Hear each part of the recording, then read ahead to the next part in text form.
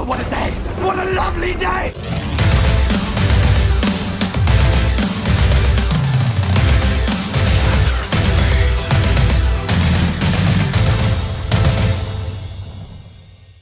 Welcome to Flat Earth Debate, Uncut and After Show. I'm your host Nathan Oakley, and if you're new to this channel, or you've not done so already, then be sure to subscribe and hit the bell notification icon to keep up to date with all the Flat Earth Debate pre-show and after-show goodness. If you'd like to support this channel, there is a super chat that runs alongside each of these shows while they premiere. There's also a PayPal, Patreon and crypto link in the info box below the video. I think I've mentioned this, have I? If you'd like to join the community debate, then go to nathanoakley.com to keep up to date with the community debate. Now, we are in the interim stages between two debates, so I'll pass over to the panel so you can enjoy the dulcet tones of whoever is in there while I set up for the next live show. To fool himself in order to do his thing. His space talk and his fantasy of the future, of the possibilities. See? So he's literally fooling himself, compartmentalizing his own mind to do that. And Rumpus does that in the same way, I think. But he's not being overly dramatic about it.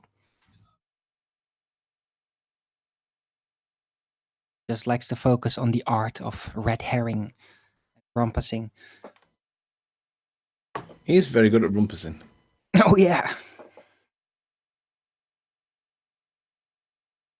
Do you know why most people want a red herring? They don't want to accept why they do that. Right. Like they don't want to. They don't want to confront the issue. I'm sorry, Anthony. I spoke over top of you. Said again. I think there's a bit of lag. I think people want the red herring because they don't want to know the truth. Like the partner that's having the affair doesn't want to know that they're having the affair, so they'll change the topic. Hold on. I think a red herring is officially a pointless thing that's obviously not involved. No, it's a distraction. To distract everyone. But it's it has to be out of place because herrings, I think, are never red.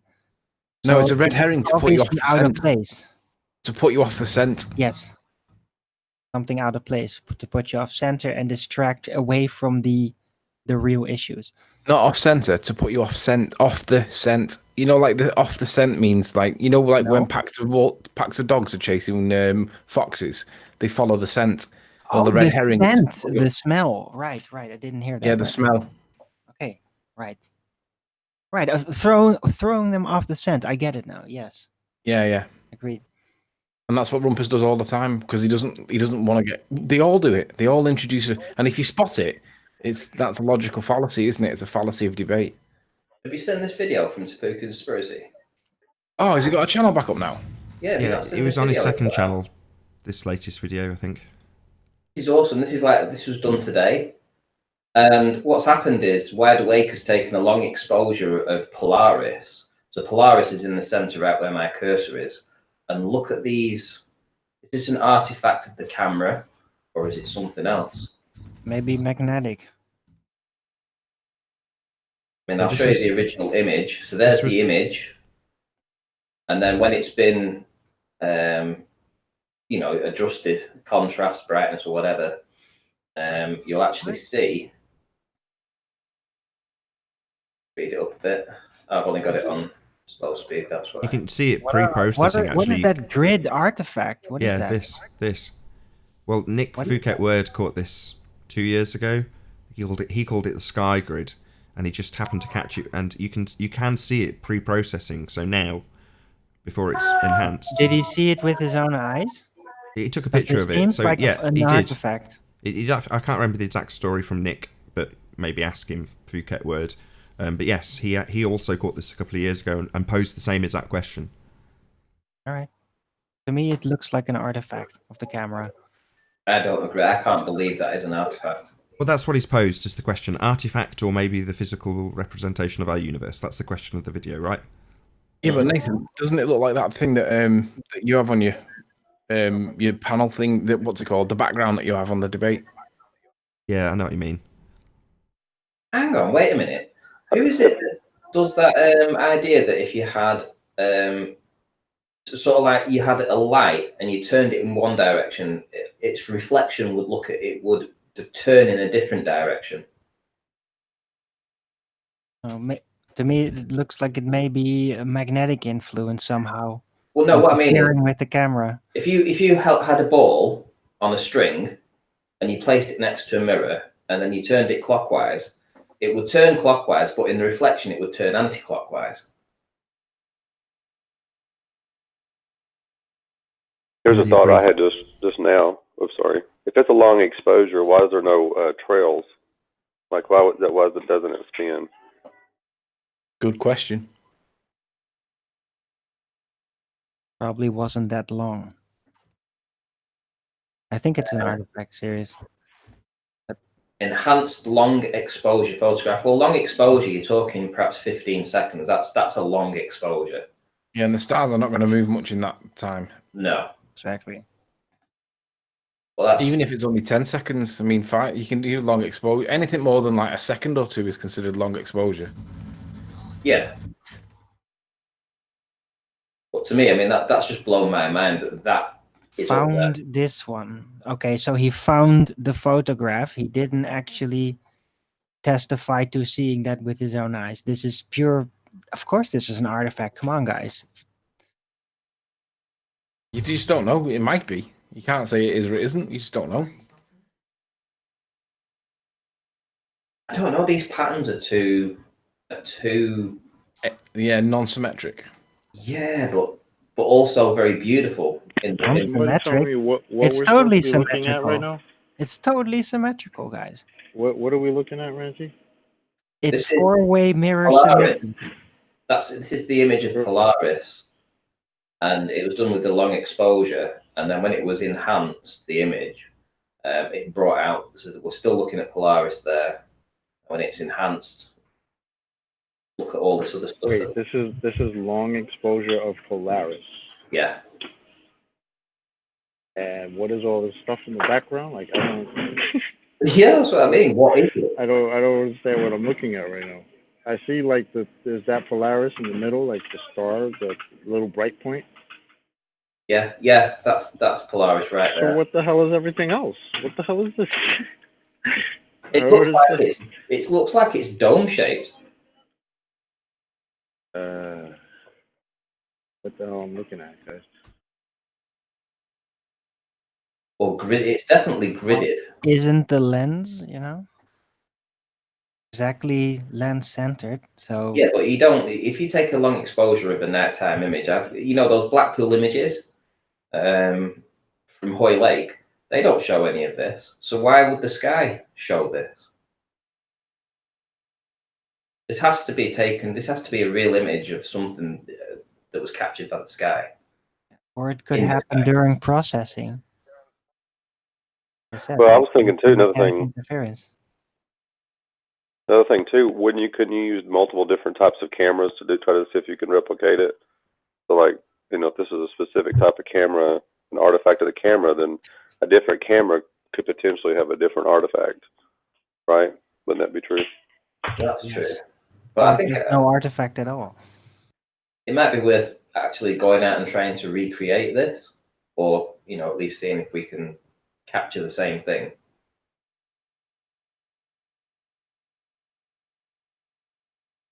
Because if these are going in different directions, it's like I was saying about a mirror.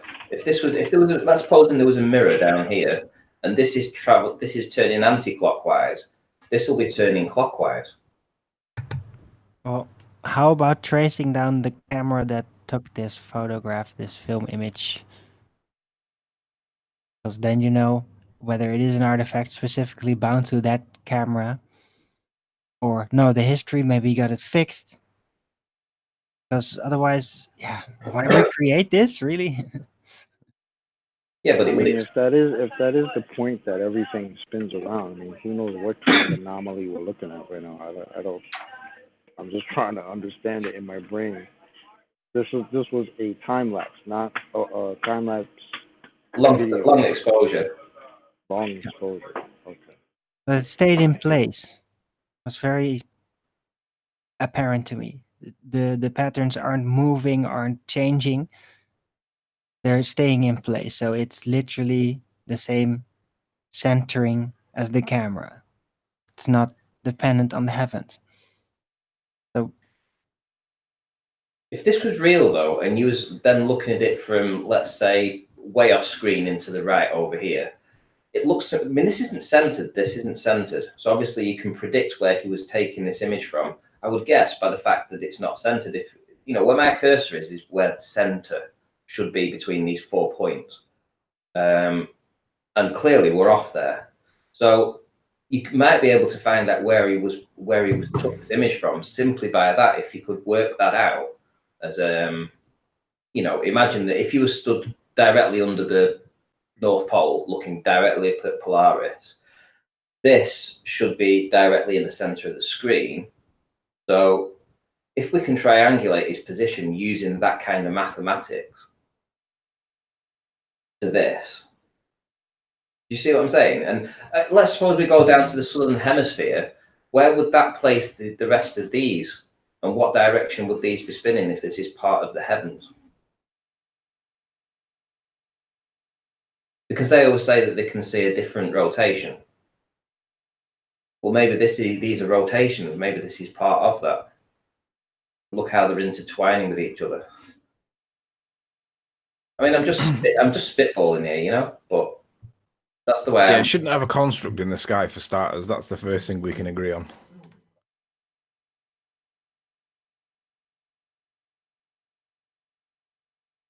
Why is Nathan so quiet? What's going on? I'm a bit lost. Don't know. No idea.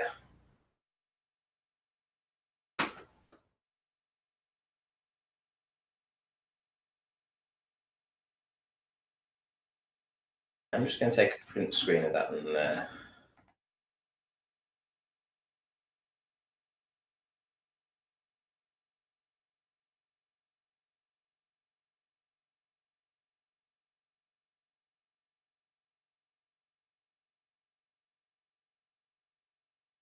Oh, what a day! What a lovely day!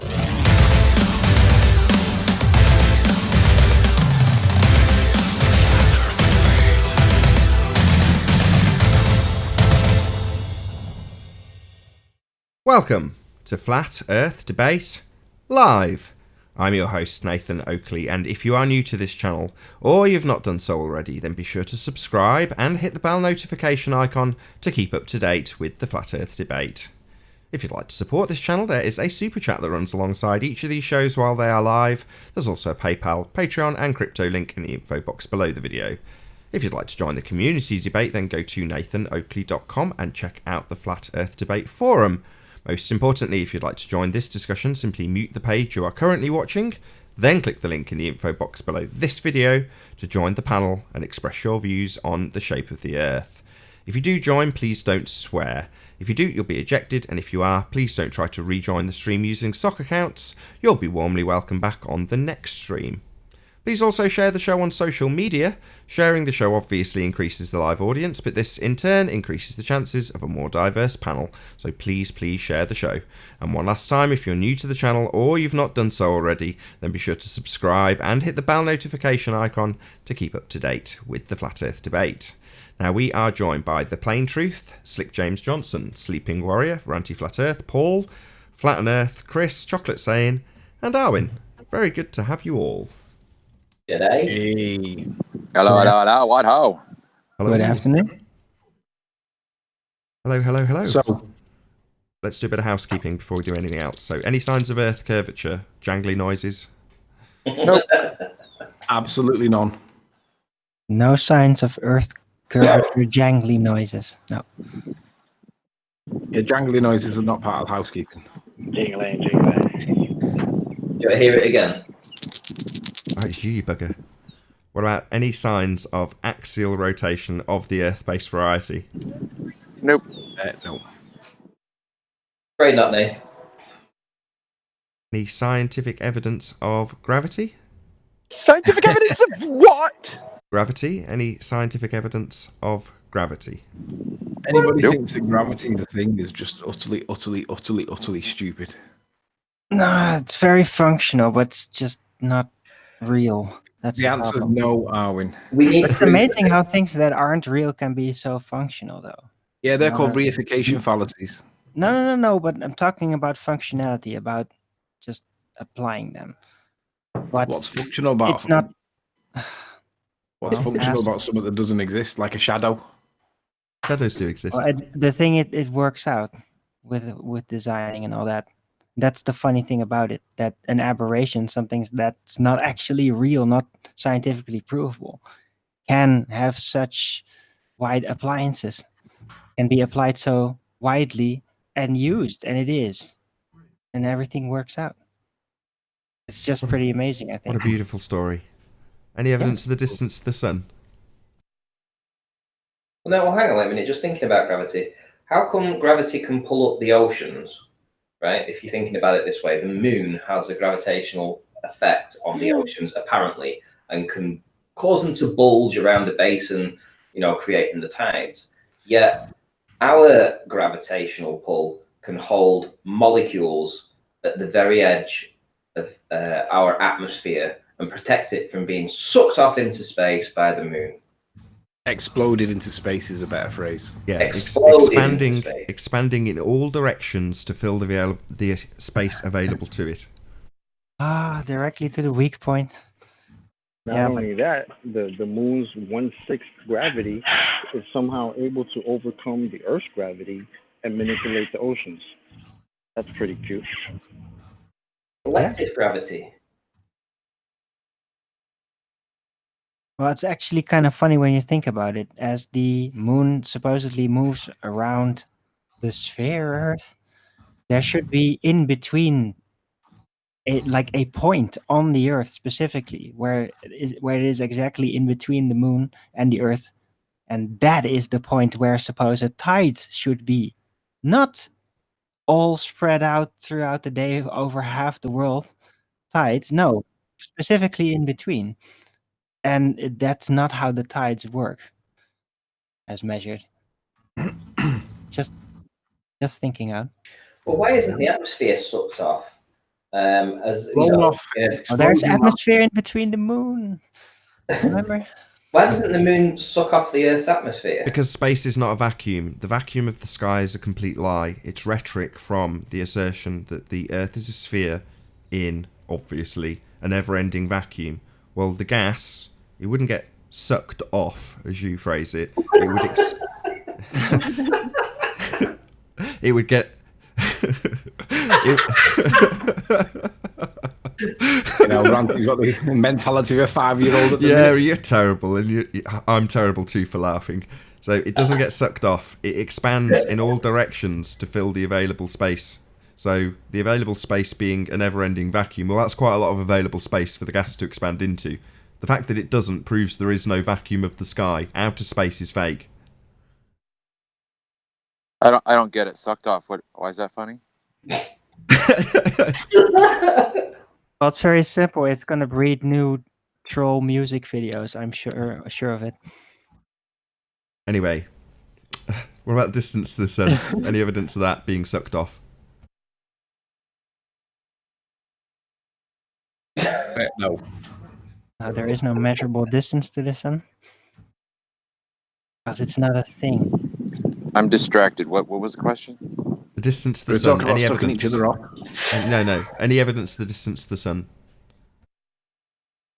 I don't think that the apparent sun disk we see is a physical object. Oh boy. There's already no distance to the sun. That was the intro to Quantum Leap. Does no one remember that? Clearly not. That was No, my I show. love that. I love Quantum Leap. I used to Right. love that show. Anyway, so no distance to the sun. Excellent. Moving on. Nope. Any evidence of, I think we've covered this already, but gas pressure being maintained without a container for all the fundies who believe in the sky vacuum, outer space? No. What I find funny about that is that we can demonstrate that you need gas pressure. You need a container for gas pressure. And they dismiss that, but they can't demonstrate that there's some magical force that pulls it down. They can't demonstrate that you can have two gas pressures next to each other without a membrane. It's like, Yeah, that's the thing about a fundamentalist belief. So no demonstration of the violation of the second law of thermodynamics, a natural law. No? Entropy still rules. Gas would fill space. Space being fake. Yeah? Moving on. Any evidence of a self-perpetuating molten iron core at the centre of a presupposed spherical Earth? Nope. 0. No. Maybe a chocolate iron core. No, not chocolate iron. No. So shouldn't Nope. the Earth's just going back to a question? Shouldn't the Earth's atmosphere, if we believed in the Bohr model, If you say sucked off now, I'm kicking you out. shouldn't it be pear-shaped on one side, where the moon's gravitational force is causing? I can't say it. So The atmosphere, you mean? it's pulling the atmosphere towards it, because it would have to have an opposite gravitational force. Ranty, Yeah, but it's it pressure does. from the inside. What? Look, in the model they presented about how the gas pressure also engulfed the moon. It does. So that's why they've included the moon in the Yeah. makes course. sense. Oh, Finally. I see. You're talking about the rearranging of the Tor values between us and the moon, right? Well, yeah, if you've got the moon pulling gravitationally from one side of the Earth, the atmosphere, and on the other side of the Earth you've got the vacuum of space with no resistance, shouldn't the atmosphere be far more susceptible to being pulled off when it's near the moon, or at least increasing the height as the moon goes around it? Just as the moon would pull the tides, why wouldn't it pull the atmosphere? Yeah, there's Right, about so- 10 presuppositions in that question, isn't there? Yeah, I know. But I in like the- to play games with these globeheads. In the model, I they see- I showed the see what moon. you It mean, does though, have Ranty. pressure, but it's lower pressure. So there's more pressure on the Earth, and it's in the higher pressure zones. It's slightly warped around the moon, or the lower pressure zones, high up. That's It's how they kind of showed funny, it. right? They've never mentioned about how the moon would affect the atmosphere. They only talk about the water. So what's going on with all the air in between the moon and the water? Exactly, that's the point. That's my point, exactly. Yep. And shouldn't it, if that's the case, then it would have an effect on passenger planes, airplanes, because, It should you know, it should affect everything. well, yeah, because the layers would be different. There would be higher, as the moon travels, it would be changing the atmosphere and the depths of the atmosphere as it goes around the Earth. And planes would have to bypass those areas because there would be instability in those locations. Yep. I hear what you mean.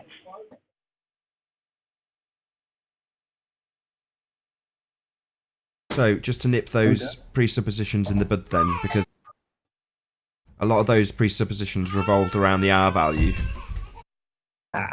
R. Very, very upsetting for my daughter is the presupposition of an R value. Any evidence of it? You wait till she starts science class. Yeah, can you imagine conspiracy cats being a teacher in science? Just imagine a first science teacher. She's going to have a field day. Can't have gas pressure in our container, sir. Who's told you that? But in Nathan seriousness, Oakley has. in Who the seriousness, bloody hell's Nathan Oakley? in seriousness, My a lot of dad. the examples that Ranty just gave were about orbits, and most of it revolved around, no pun intended, the presupposition of a spherical R value. So is there actually any evidence that would make Ranty's questions make sense, i.e. proof that we're on a spinning sphere with a radius value? Well, there's no evidence of it, but if you beg the question, then you're also posing extra questions for them to answer, which is, this is what would happen if the moon was exerting its gravitational force on the atmosphere. Wrong. Bad dog. So, when you beg the question for them, everybody in the audience is under the impression that we are in that scenario. So, it's not necessarily your fault, but it is if you know that by begging the question for them, you're entering into the world of Narnia, aren't you? But this is flat Earth debate. So it is debate, and we have to sort of acknowledge their argument, which is that is their argument. So I agree. If that's their argument, let's pull it apart and say, sure, well, I have to strike a balance It's not between... the world of Narnia, it's the world of Arnia. Yeah, but it is the world of Arnia. You're not wrong, but that's my point. If you start talking about... I'll use a different example so it's not personal against you. Hey, Physics Warrior. Hey, Nathan and panel. Hello. Hello. What's up, Si? So as a different example, if you say, well, when we open the door to Narnia, right, then you're making it clear that you're begging the question that Narnia is real. Whereas if you just start the example by saying, well, in Narnia, the rockets can travel in the vacuum of Narnia because they work thusly, and then you start detailing why they won't work. You know, the pressure won't work in the vacuum of Narnia. Well, you're already in Narnia when you're talking about it. So the audience is in Narnia, you're in Narnia, the person you're talking to is in Narnia, and Narnia's automatically considered to be real. It's just whether or not rockets work there. Well, no, let's make it clear from the outset. We're opening the door to a place that isn't real, walking through and then detailing whether or not rockets will work there. Well, I would be interested if anyone, in my question, I genuinely would be interested for the Glober's response to that question. Okay, let me ask you this, Randy. Nathan isn't. No, that's fair enough. Let me ask you a question then. Right. You know the lamp in Narnia? The lamppost they see when they first get there?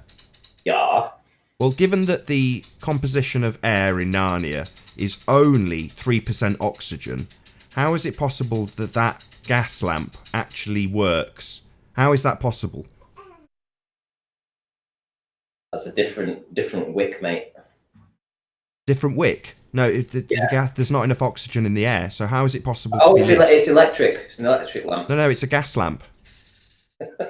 They've got a little canister within the stem of the lamppost that's got a little bit of oxygen in it. Do we all see the ludicrous nature of this conversation? We're now detailing the gas composition in Narnia and whether or not a lamp in Narnia works because of the gas composition in Narnia. Well, Narnia's not bloody real, is it? Same as outer space. The sky is not a vacuum. The gas would fill the space. To detail anything beyond that, and I'm striking a balance here, Ranty. I need you to put this argument forward so I can tell you off, right? Otherwise, there's nothing happening. This is all linked. This is all linked with the gas pressure next to a container. This is intrinsically linked to that. Is that the moon's gravitational force will be far stronger than the Earth's gravitational force when the moon passes next to the Earth's atmosphere. Yeah, like the wardrobe. The wardrobe. You don't underestimate the power of that wardrobe, Ranty. The wardrobe can change the chemical composition of the air in Narnia, and it doesn't affect the composition here, even if you open the door. It's all down to the power of the wardrobe. Don't you know about the wardrobe? What's wrong with you? But the big question is Narnia, the realm of Narnia, in a container? Doesn't need to be. The power of W, moron. Wardrobe. Hello. It's the answer to all problems in Narnia. Oh, don't forget, time works differently in Narnia too, so it's a whole different ball game when you put time involved. Yeah, well, the speed of light's totally different in Narnia. Didn't you know that? There will be heavy wind Time flow. is totally different there. Completely different in terms of its dilation. Yeah? The way that time is dilated, everything's contracted in Narnia. That's why the gas pressure works. God, are you guys idiots? Clearly, you don't read the priest's words about Narnia very closely. Maybe space-time bends in Narnia. It's a bit like on a TV sitcom that was called The Bill. If ever you have a conversation with a cop, they always say things like, it doesn't happen like that in real life. They never catch the criminal and that happens. It's always like, the cop always likes telling you how it doesn't happen like that in real life. It's just like that in heliocentrism. In real life, you can't have a gas pressure next to a vacuum. It's just like watching an episode of The Bill. Shout out to Jeranism. He credited me as being the invention of the field equations that made narholes work. So he I saw that. That was great. Big shout out to you, Jaren. Thank you very much for the shout out. Really appreciate it. But essentially, he's saying, well, in Narnia, you've got narholes. And then he comes up with the composition for narholes and just uses the exact rhetoric of black holes. And I kind of said this also. In other words, the photo doesn't fuss me. It's just a picture. It's when the assertion of the mathematical reification of a black hole is attributed to that picture that I suddenly have a problem. You know, suddenly it's in the vacuum of space and all the other heliocentric bollocks that's asserted. Well, no, that's a mathematical construction reified by a claimed photo from the vacuum of the sky. Well, all of those claims that go along with it are the thing I have an issue with, not the picture itself, you know. And the same as everyone would have an issue if I started claiming that picture had come from Narnia. Somewhere that's not real. Shout out to Earth is Seriously Flat for the super chat. Really appreciate your support. Thank you very much indeed. And if I may, real quick, just throw this in there because it's been bothering me for a few minutes. Saying that the sun is not a thing, I really wish you wouldn't do that because that has not been verified. It is very misleading. Do you know what I thought you were going to say? Because that's not been my experience then. That's what I thought you were going to say. Yeah, the sun's definitely a thing. Yeah, but how physical is A it? thing, a physical object. How physical is it? Intangible. It's No. definitely intangible, but how physical is it, Slick? No, that's not what I'm saying. I heard a statement that the sun is not a thing. Now, that's what I heard. I'm only responding to that statement. I think you might have misheard. What we me say too. is this. No, I didn't mishear. I know what I heard. Arwen Oh, said it. really? Are you so sure? Because last Yes, time, I'm very You know who sure. after said being that? asked about certain things, you didn't remember at all. So maybe Right. you're just But I'm mistaken. sure. But I'm Did sure about anybody on this. this I heard panel it. say that? Arwen said it. That's Oh, not the Arwen same we said it. use for the sun, Slick. Listen, Arwen said the sun is not a thing. Now, I know what I heard. I'm just responding to that statement only. Now, Well, if I'm I'm going to say mistaken, Arwen doesn't hold on. say I'm Well, I that. almost already finished. corrected I'm that almost. statement, Never presuming mind. that it was what I said. Just let I Slick finish withdraw his the- statement. God, just let him get to the end of I his statement. withdraw the statement. Oh, God, okay. Fine. The sun's definitely a thing. I see it quite often. How Shout out physical- to Issa Mihalski's song "Totally Tangible." Yeah. Well, Shout out to seriously, Nick if it's Slick physical, versus then Armin. tangibility has to be a factor to it. Just basic logic. So,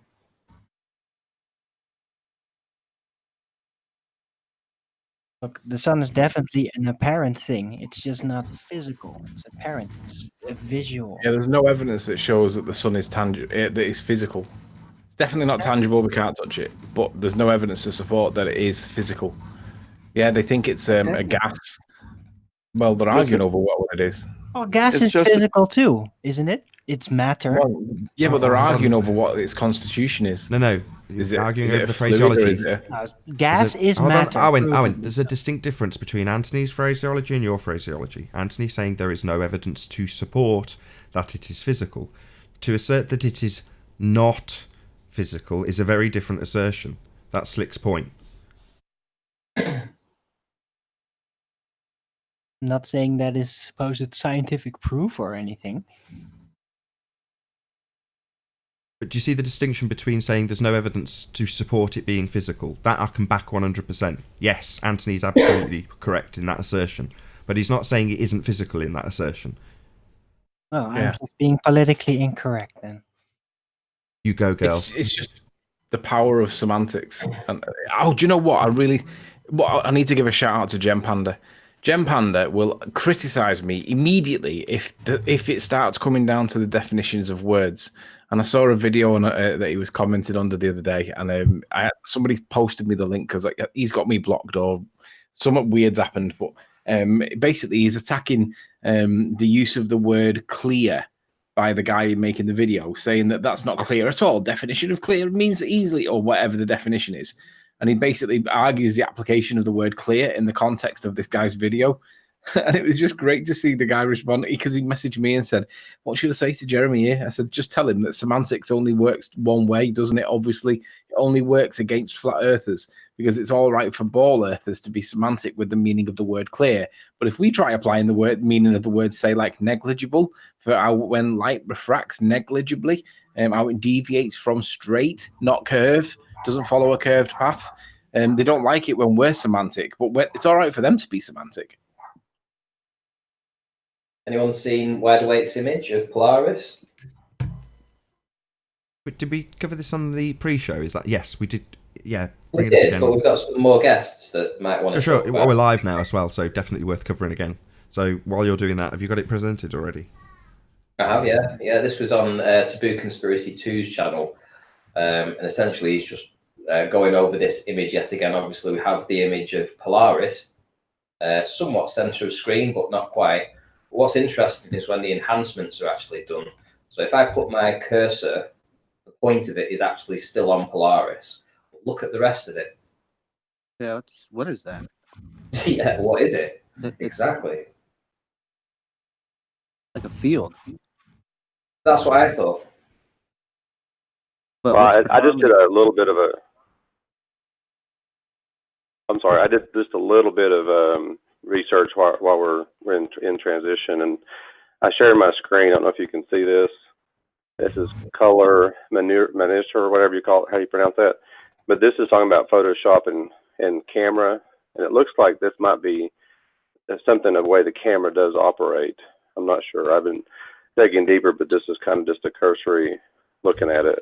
Can you make that It's bigger, talking Paul? about raw images. See the graphic they've got? Can you make it bigger? Where it says Photoshop a camera. Hang on, let me see. Bear with me just a second.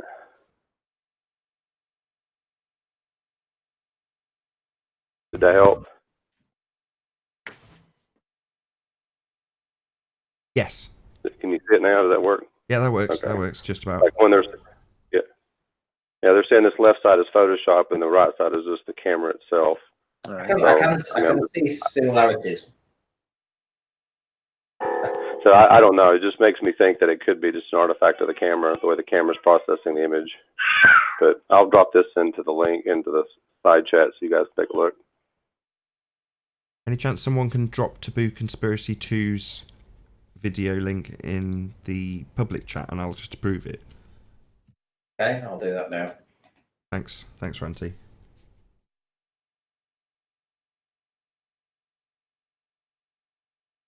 My first gut would say I would love for that to be something in the sky, but yeah, it could be just an artifact of the camera.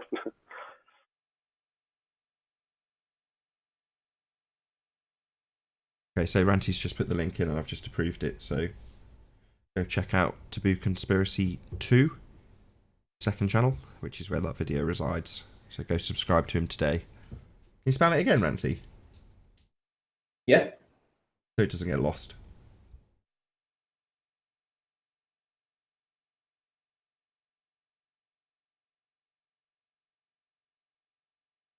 Moment.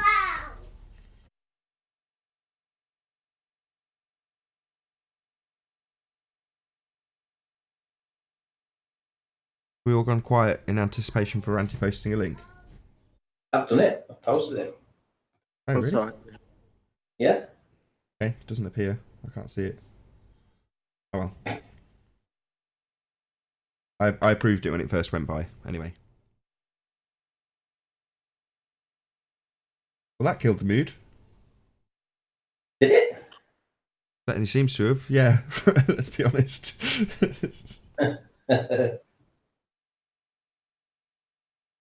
Well, I mean, what else do you want to talk about, Nath? You want to talk about that professor? Oh, yeah, could do, I suppose. Let me get his quote with me.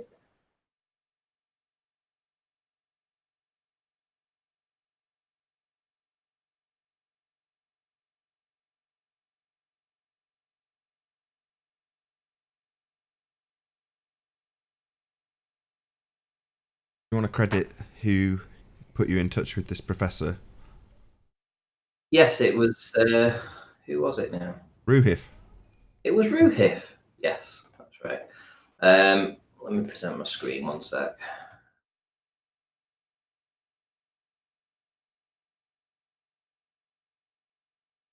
Right, I'm ready when you are.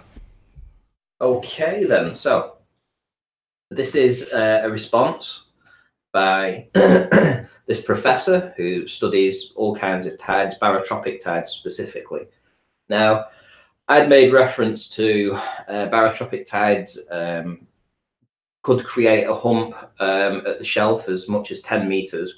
Ruhif got in touch with this professor who, we have his name here, Michael C. Gregg, and this was his response. So where he pours water on my claim of 10 meters, he does actually still admit that the internal tides, displacements of the sea surface, do happen, and they are a few centimeters. So I wanted to bring that to your attention because the Globers won't admit this, because this is still a bulge that happens without the supposed curvature of the Earth. And what's more is that if we are looking across a flat plane, we are still looking across not a level surface, because we will be looking across areas that are artificially risen in height due to the push of the tides. Now, this is just his quote, bearing in mind, this is just from one professor. So I'm sure there's a few other professors that I can get in touch with, or maybe discuss it with him more in depth about the, not necessarily just the barotropic tides, but a whole host of other things that could cause vertical surface displacement. But this is interesting stuff, because this is more obstruction. Even though it says it's a few centimeters, what's a few centimeters? 10 centimeters? 5? You know, but if you've got that kind of bulge that's happening just because of the tides, that's something to consider. Yeah, it's back to angular size. So if that bulge is very close to you, 5 centimeters is meaningless, because it could be an absolutely massive angular size. What happens if you're right on the deck next to the water? Well, then it's going to be absolutely enormous in angular size. So the 5 centimeter value is the removal of the perspective aspect of it, i.e. its angular size. Well, something that, let's say 5 centimeters, just so we work in Muppet Vision language for the globe heads, the 5 centimeters is potentially the same size or bigger than something that's got smaller with distance. That would be the angular size relationship. Shout out to McDonny for the super chat. Thank you very much indeed. Brit, £1. Is it? No, euro. My bad. Thank you very much indeed. So yeah, this is an angular size cause of things being obscured in the distance. Again, it's never going to be taken into account in the Earth curve calculator, because that only has one cause to assert. Earth curve. Yeah, definitely. And if we just put a slight bulge in, just out of curiosity, I'm just putting a very slight bulge just in there, and then I'm going to obviously drop my line of sight down to 1. I'm going to do it in a different color, because now we're going to go into the 0.02, the amount that we can't see anymore. So I've just put that little 5 centimeter in, and straight away that little bulge has already created a greater arc over here. Now this is just looking to the top of it. And then we've got to add the 0.02 of a degree, where you've got the diffraction limit. Then you've got to add some diffraction, where obviously these pixels are still intermingling with one another and still not being able to capture a proper image.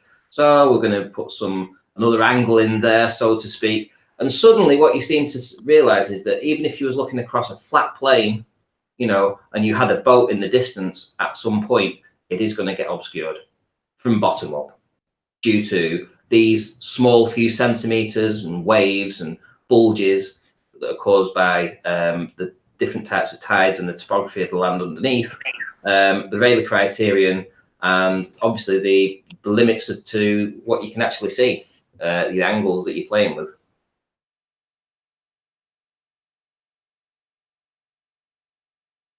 So it's a compression of different things that can cause bottom-up obstruction. Right, the way it's been hijacked is, if you now on the right-hand side draw a building, so at the very far extremity. Yep. Now I'm just going to put a building in there. I'm going to do it in brown. I'm just going to put a building in here, like so. What's all that noise? Oh, it's my printer. My kid's been fiddling with the printer. Sorry, I thought that was someone's mic, and it's actually here. But by virtue of being forced to look over this few centimeters of bulge caused by the tide, by virtue of being forced to look over that, your eye line has to look over that and above that. Then you have to include perspective. Then you include perspective, because you're not looking through the water, because there's a bulge in the way, not caused by the curvature of the Earth, but caused by barotropic tides and the vertical displacement of internal tides. So this is just one aspect of the tides that I was looking into. So you've got a series of different things that you need to then start applying. You apply the bulge for this area where it's being forced up. Then you've got to apply the Rayleigh criterion. You've got 0.02 of a degrees where you wouldn't be able to actually see it. Then you've got to apply whatever it is. I've forgotten now. Nathan, help me out. Well, I was going to make a slightly different point, actually, which is to say that based on where your building is on the right-hand side, that building, even if it was right in front of the observer and had a really wide angle to it, that would still be given the same feet and inches value. This is how they remove perspective. What you see in the side elevation curve calculator are all these different lines going out. One is eye line, one is horizon line, one is the field of view line, one is the distance line. There are all these different lines, but really all that's relevant is the angle to the target. That's what tells you how big it will appear in the picture. And the further away it goes, the smaller the angle. The closer it comes, the bigger the angle. But the value, feet and inches, will never change. That's what they use in the begging the question proof of nothing perspective hijacking curve calculator to remove that aspect. Because if you're going to assert that when it gets to this distance, or, more importantly, this limited of an angle, that it's being obscured by something, Earth curve in the near foreground, they say? Well, no.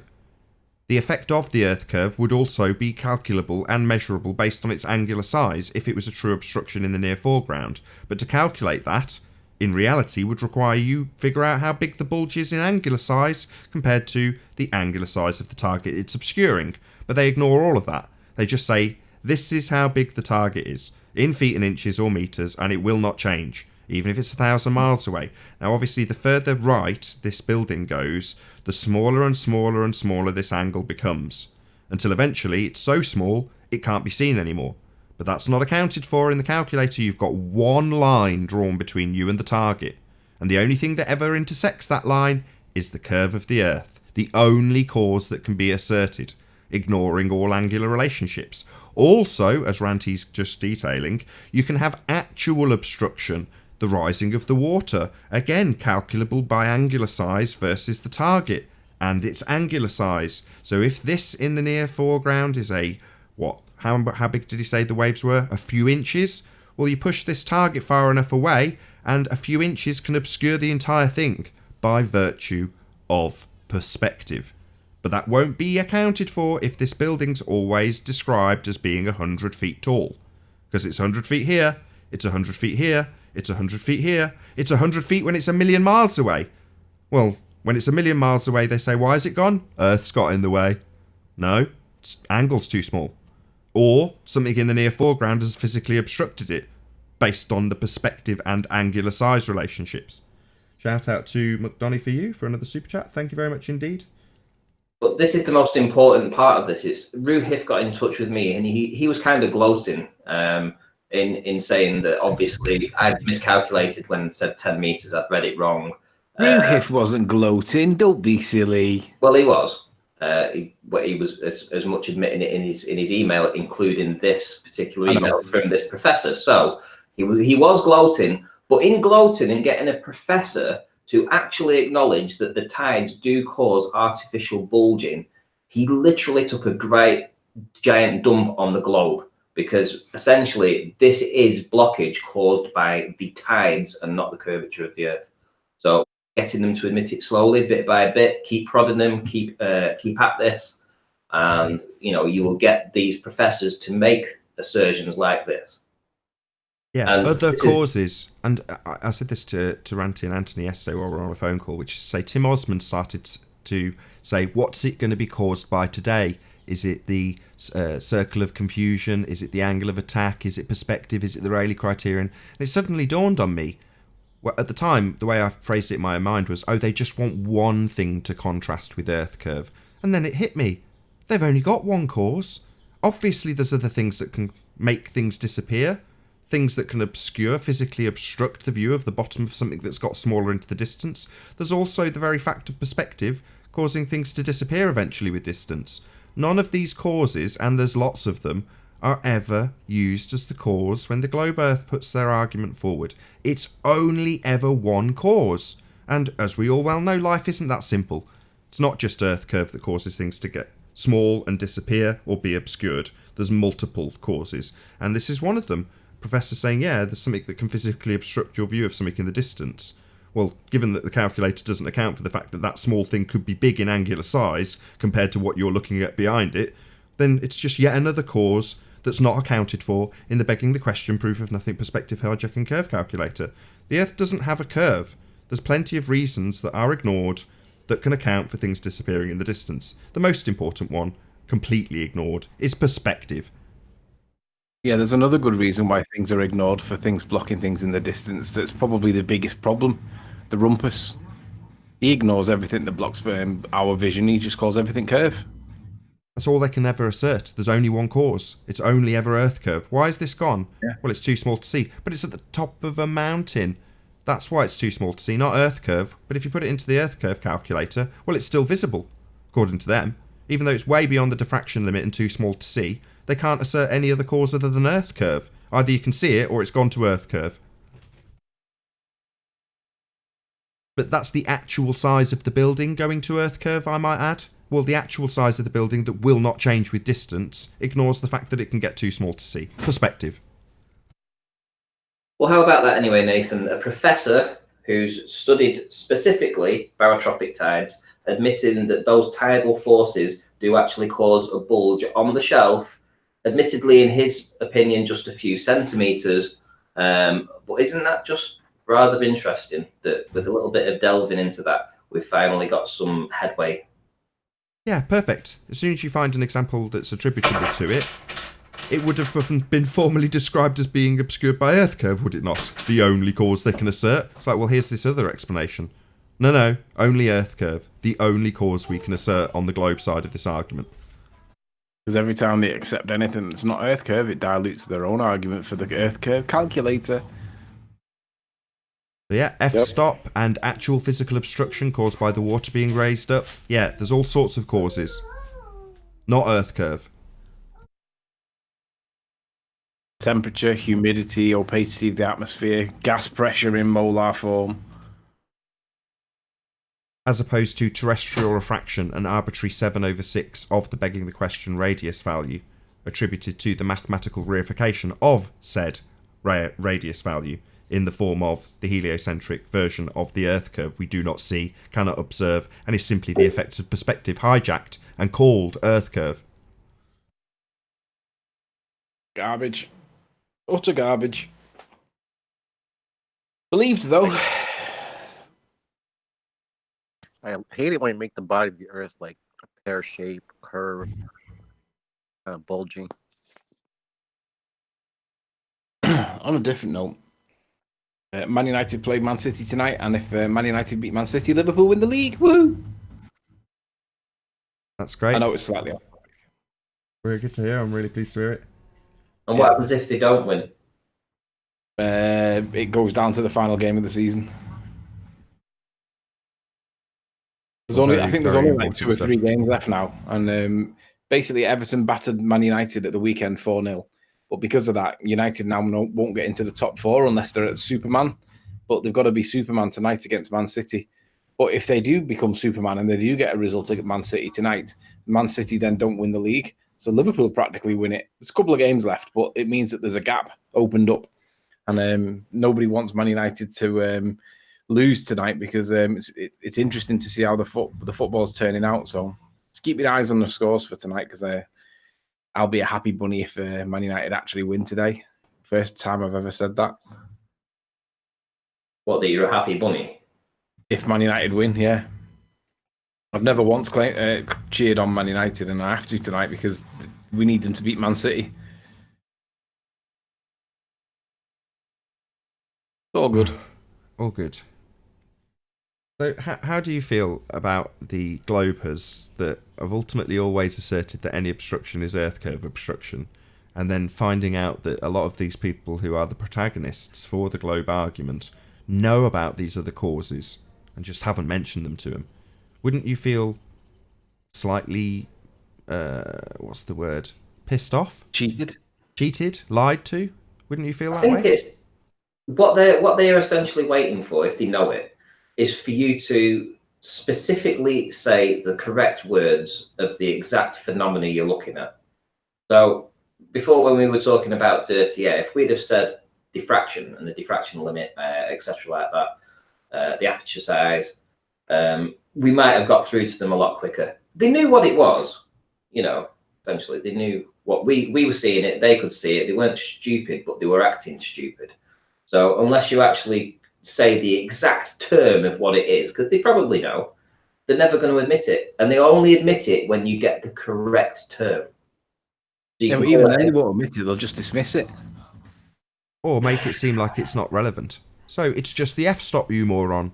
Really? Where's the f-stop in the curve calculator? There's only one cause, earth curve, so this other cause you've just admitted you know about makes it pretty obvious to the audience, Rumpus, that you've been deceiving your globe head brethren, not telling them about these other causes that we're definitely talking about. So is it us lying to the globe side, or you, Rumpus, with these other causes that you can concede and then handwave dismiss by saying, oh, big items, they're not calculable in the Rayleigh criterion. Yeah, we know, we're talking about stuff that's small and disappears, aren't we? That you assert is caused by earth curve, not f-stop. These people are just pissing in your face, globeheads, and we're laughing at you too now.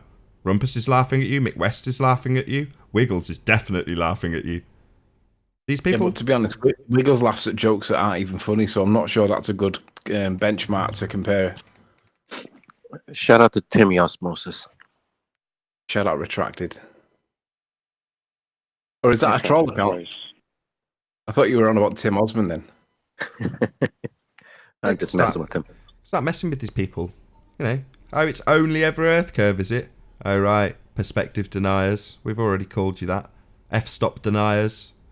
Just ignore these facts of life that are very real and very calculable, and the reason things disappear from bottom up, as conceded by globeheads, who just ignore these things by using ridiculous logic like big things aren't applicable when we're talking about small things and their angle.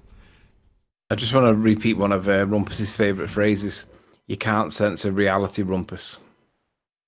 Yeah, Rumpus. The reality is you're lying to all of your globehead friends, and while they're telling us that Earth curve's the reason this stuff's disappeared over a flat surface, it could only be a curved floor, you've admitted that it's f-stop, something that can also cause stuff to disappear from bottom up. Yeah? Never included that in any of the maths you did on this show, Rumpus. So when he says, I've been 100% right in everything that I've ever done, turns out not to be true, that doesn't it, Rumpus? Yeah, just a liar. You knew about it. Knew about it, but just didn't tell the globeheads. We were trying to. We didn't know the phraseology. Yeah, we're obviously a lot earlier on in this journey, but we knew something was wrong, and you know all about it, don't you, Rumpus? You just never told anybody while you were doing the geometric-only calculations that didn't account for the f-stop, the aperture being used, the equipment. No, that wasn't accounted for, because your calculator doesn't perform viewing functionality now, does it? Even though it's being compared to things that have the effects of f-stop, making stuff disappear from the bottom. You just ignore that, don't you? Because big stuff isn't calculable. What a crap excuse for pissing in these globeheads' faces. Well, I salute you, Rumpus, because I quite enjoy it now. I enjoy watching you piss in these people's faces. These idiots that believe what you say. Or what you don't say. Yeah, keep it up, Rumpus. Keep pissing in their faces. I love it. It's otherwise known as lying by omission. How do you feel, globeheads, watching this right now? I'd be fuming. Me, I'm just going to laugh at you. Yeah, he just didn't tell you. He made you all think it was only ever Earth curve that could cause stuff to disappear, even though he knew otherwise. What a wanker, pissing right in your faces, globeheads. Yeah, the Rumpus, yeah, he knows all about it. You don't, and we didn't. And while we were trying to get there, he was fighting his tooth and nail until Red Pill Philosophy. Shout out to Red Pill Philosophy. Gets him to admit, oh yeah, there is a different cause that can make this light disappear over this flat surface. F-stop. We won't include it, because big stuff doesn't matter when it comes to f-stop, even though we're talking about very small stuff in the distance, which we'll say is Earth curve obstruction. Yeah, just a cheat, just a liar. We all knew. That's what we're here for. Right, guys? We were trying to tell you. You just told us it was a curved floor, right? And you know what's the best thing about it? Now we can call it, even though we know what it's called, we can now call it dirty air again, just to take the piss out of them, because we know that it's not curve of the earth. I love it. Dickheads. Yeah, we're trying to help you, globeheads. We're on your side. We don't want to see you lied to. That's all we've been saying all along. Shout out to Candleman Smith for the super chat. Thank you very much indeed. Fellow Brits, £2. Thank you very much. Yeah, we've been trying to help you out, man. We're not trying to deceive you. We're trying to look at this stuff and explain it. Never mentioned until absolutely forced to be conceded by Red Pill Philosophy. And there we have it. The other cause of stuff disappearing from the bottom up, completely ignored.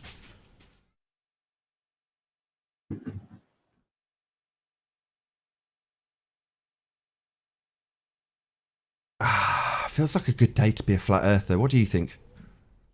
It's like having a cigar of success. A cigar of success.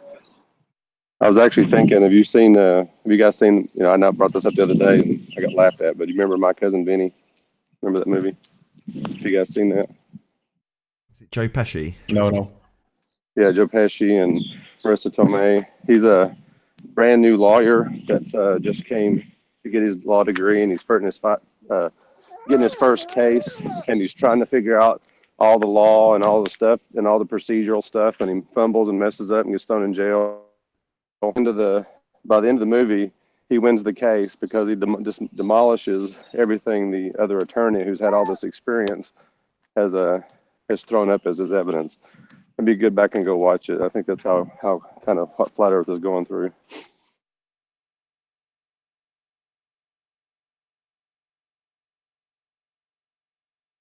I guess, Nathan, does it mean that all the people that are not the main protagonists, all the people that are genuine Joe Blogs, do they now become our friends even though they're ballers because they're victims of Rumpus's dishonesty? That's up to them, isn't it? I would prefer that they just stayed victims, because that's amusing for me. Maybe a few people would like to ask me what diffraction is. What's diffraction, Nathan? That would be the limit that we can see things, the diffraction limit. This thing that's calculable based on the f-stop or the aperture value. Something that Rumpus understands implicitly is a reason that things can disappear from the bottom up. The diffraction limit. Isn't that interesting? Can I present something, Nate? Bushcan, I drew up a second ago, actually. I just... go ahead. Right, okay, so I managed to get in touch with that professor directly, and one of his citations that he sent me to was this here. So I'm just going to crop to selection on here. I'm going to crop to the selection here. And here's what I want to just look into. So if we are an observer at point B, right, and we're going to be trying to look at, obviously, a boat here, let's say. Let's get something in so that we can see a direct line of sight. Let's do it in bright red. And so here we are. This is the tide. This is apparently the tide movements. What have we got there? What's this? What's this area here? A bulge. That's a bulge. And the further away you go, so hang on, let's get rid of that and do it again. Boat goes further away. You're looking through more of a bulge. Now, is that Earth curvature or is that tide movement? That's tide movement, a physical obstruction that in perspective terms could be physically larger than something that's reduced in size into the distance. Exactly. And the same on the other side as well.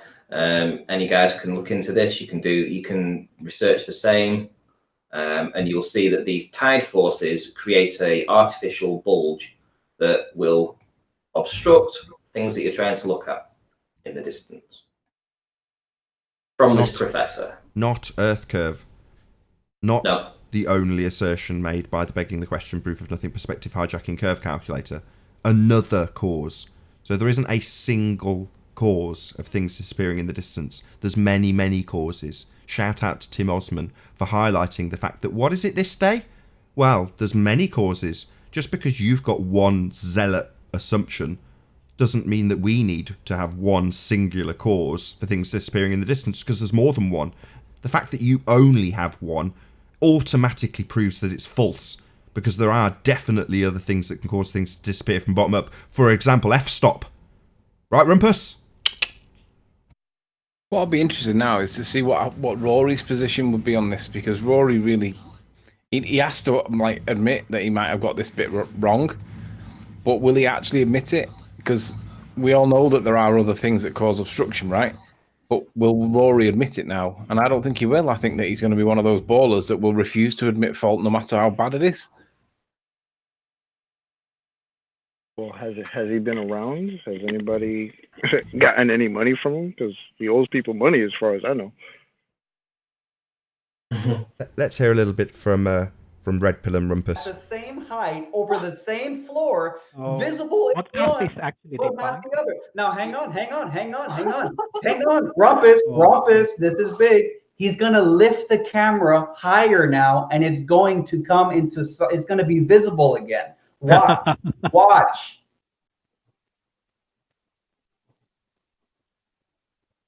Camera then lifted off the paper. Watch.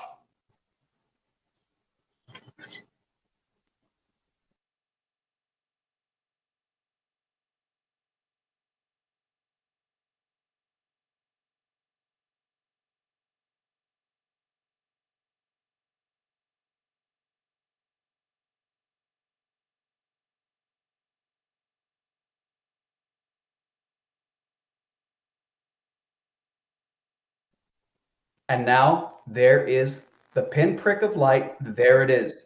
What changed? The only thing that changed was that he lifted it higher up, changing the angles involved, which is exactly what the flat earthers have been saying now about this whole phenomena. 2 cameras, different aperture sizes, different lens sizes at the exact same height. It disappears out of one, but not the other, and then reappears in the other one once he makes it higher, changing the angles involved. But the floor is not perfectly flat. No. More importantly, well, when you're on an airplane, what is the sunset? Okay, you're deflecting to some other No, I'm topics. saying- We're talking about the floor examples and the hallway examples with the light at the end. This is what we're talking about. Well, given this is a flat earth, we know they're going to be incompetent. I mean, this is what Riley gets things Well, every that's single just, time that's or just a ranting. silly ad hom. That's just No, a it's silly not, ad because it's hom. absolutely true. It's absolutely true. You can things like Riley, when he goes to things like measure slopes and things, he always does something stupid. Same with Ranty. Same with every flat earther I've ever met. Look, you're appealing to some unknown mistake that he might have Well, yeah, made. but it always happens. And Well, but also, your so I opinion. can't rely on any of the experimental method here. But Well, then anyway, we need some Globers to go out and reperform it, because you guys always appeal to Right, the but this is floor also is uneven. The floor yeah, is but hold full on. of ridges. This does not. I never said that. A flat earther. Hold on, Redfield. A flat Stop earther. talking for a second. Look, I never said that before. What I said is, if you increase your elevation, you're saying you can bring the sun's light back into view. So why is it that we go high up, as high as we can? It doesn't matter how high we go at one point of the earth, we will never bring the sun to account. Obviously, the body of his iPhone 6s. No, that's irrelevant. I'm saying, is the measurement the same from the floor to the center of the lens? Yeah. All right. Continue. Okay.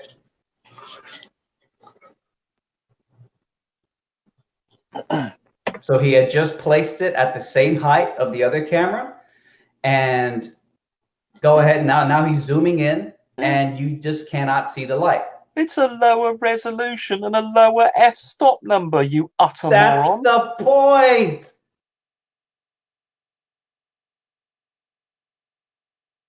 And go ahead now he's zooming in, and you just cannot see the light. It's a lower resolution and a lower f-stop number, you utter That's moron. the point. His reaction was glorious, wasn't it? Rest in peace. It's an agreement hidden in plain sight. Yeah. It's the great switcheroo when they decide to agree with you on something and make it and claim a victory based on them agreeing with you on something that was contentious originally. Yeah, I was waiting for that. Like he should have known that. I was waiting for that. I was waiting for that spot where Rumpus stumbled over his words, kind of like Mick West when he had to admit. It was just glorious. Shout out to Candleman Smith again for the super chat. Thank you very much indeed. Yeah, he claims that I've lost. I have no idea why he claims I've lost. I was quite explicit in proving that the Kirkouts didn't include perspective, but who's claiming that you've lost?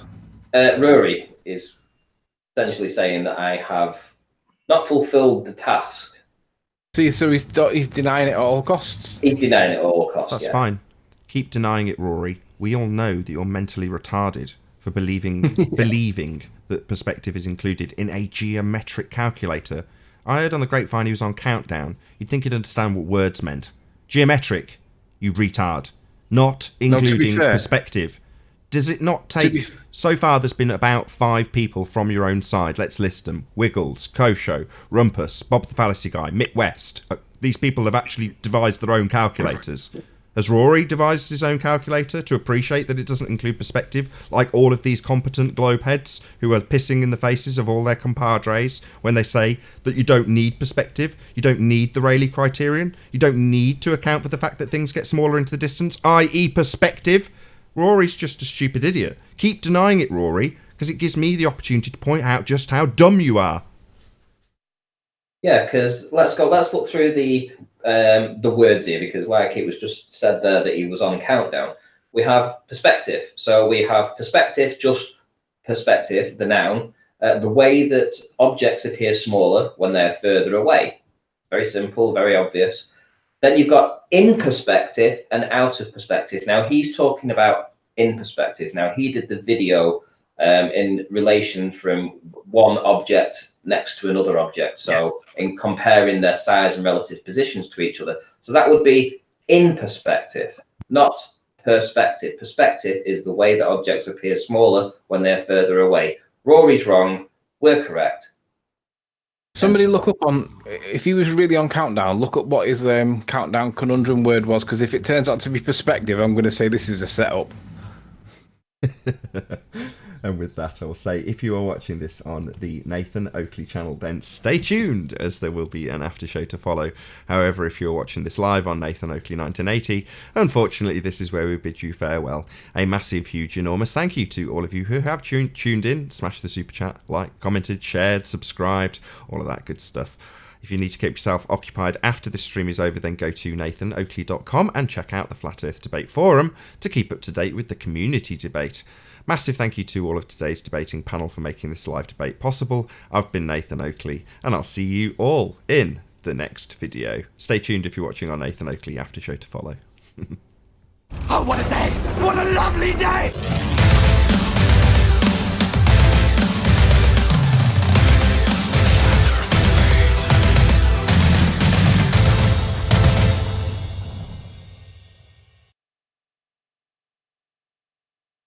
I think it might be 9 letters. I don't think he could have got perspective, but can you imagine the irony if he did? It would be absolutely, it'd be a plant if that was the case. You know, nobody takes this amount of abuse for their total dumb fuckery for nothing. You know, there's one thing doubling down, two things tripling down. At this point, it's just taking the brunt of humiliation because it's so bloody obvious to both sides that it doesn't include perspective. Yeah. And let me just remind people of the phrase and terms of his bet, which was, well, it wasn't even a bet. It was basically he would be willing to concede the point and give someone £5,000 if they could prove to him that the curve calculators don't include perspective. Not in perspective, out of perspective, but just purely perspective. And that is the way that objects appear smaller when they're further away. In other words, they're angular size, and the curve calculators don't include anything. Like just a wanker, just a bold-faced liar, wanker, doesn't want to admit his own stupidity, doesn't want to concede his error, doesn't want to admit his mistake. Wanker, that's the word you use for people like that. Shout out to McDonnie for you for smashing the super chat after the show had ended. Really appreciate your support. At least you get credited in the after show. Here's a real quick. Ranty, didn't he say in his email to you that it has nothing to do with perspective? It has to do with something getting smaller? He said it's got nothing to do with perspective. It's angular size. And at that point, you're just like, you are the most stupid person in this debate, Rory. Angular size is perspective. So can we collect the money? Well, I've tried, and his last email to me was, I've not responded because it was a couple of days ago now, but I thought, what's the point in even responding to this guy? Because essentially we all knew he was never going to pay anyway. We even talked about it. We talked about it before. He goes, final summation. You've completed nothing. You'll not see penny one from me. You're wasting your time. Bye. Well, I'm such a troll. Knowing that, and knowing I hang out where Rory hangs out, I could actually troll him for the money. Right. He wants to put his reputation on that. People now know. He's just a liar. Nothing he says can be taken seriously. The thing is, though, it's two-sided, this. It's not just one side against Rory. It's the side against the ballers that should be calling this out because he is wrong, but they can't call it out. They're in a total catch-22 with this because they can't call it out because it's their mate. No. But they can't call it out because it kills the curve calculator as well. It's something they don't want to discuss Yeah, about. the curve calculator was dead and buried already. We already buried but that we don't shit. want to But accept he wanted to bring it. He wanted to dig it back up. So that's his fault. The curve bad. calculator is like the boy. It's like Antonio and Patricia. Antonio doesn't want to accept that it's over, so he starts all the hate. Well, that's what the curve calculator is for the ballers. Here's a question, if you don't mind me asking. Now, a calculator typically has formulas, correct? That calculate and shows you the numbers. All they'd have to do is show you the actual formulas in the calculator that account for all that. That's all they'd have to do to show that it's in there, wouldn't they? So show you the algorithm, show you whatever function they're using to accomplish that. Yeah, it's not. I've got half a dozen ballers to admit it live on air. You know, what more can I do? Not So only Bob the admit Science that Guy. that it doesn't include it, but admit that it doesn't need to be included. Like, Right, but it doesn't make any difference either way. Even though their argument is it doesn't need to be included, and our argument is it does need to be included but isn't, they're the same exact outcome. It's not included. So, Rory, the more you keep saying, well, I'm not going to pay you because I'm still right and you've proven nothing. Oh, right. Well, has the list of people we talk about got it wrong then?